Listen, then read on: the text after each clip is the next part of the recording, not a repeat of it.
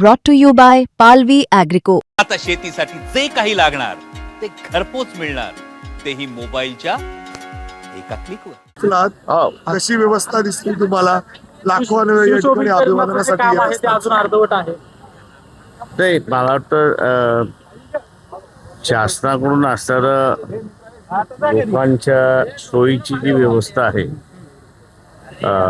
तिचं नियोजन चांगल्या पद्धतीने झाले असं मी त्या ठिकाणी म्हणेन.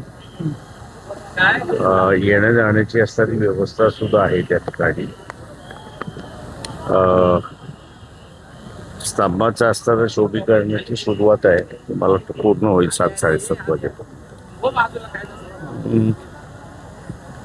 हा एक इतिहास आहे, मानवतेचा इतिहास या देशातला असं मी त्या ठिकाणी मानतो. जातीप्रथेची जी व्यवस्था होती त्या जातीप्रथेच्या व्यवस्थेच्या विरोधातला हा एक लढा होता आणि तो लढा जिंकला गेला आणि एक नवीन भारताचा असणारं पर्व या ठिकाणी सुरुवात झाली.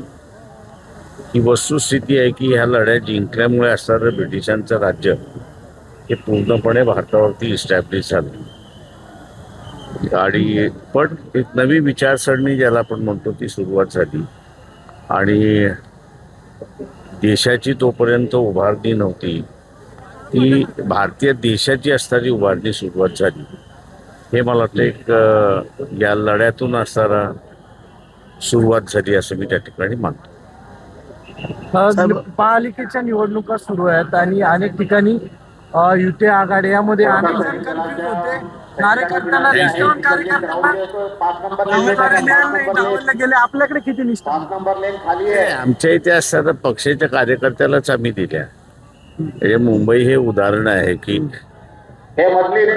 काही जागा ह्या जास्ती दिल्या. आमच्यापेक्षा काँग्रेसकडे असताना चांगले उमेदवार होते, तेव्हा आम्ही त्या सीट्स काँग्रेसला परत केल्या आणि त्यांच्याकडून दुसऱ्या जागा आम्ही मागून घेतल्या. सर, मला असणारं राजकारण ज्यावेळेस करत असतात त्यावेळेस कार्यकर्त्यांसाठी करता हे बरोबर आहे, पण त्याच्याच बरोबर असं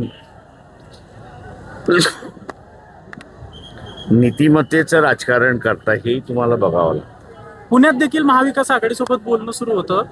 30 ते 35 जागा मागितल्या होत्या, नेमकं काय झालं? काय थँक्यू. सर मुंबईमध्ये काँग्रेस बरोबर तुमची युती झाली, 62 जागा मिळाल्या, मात्र ऐन मुंबईला थँक्यू.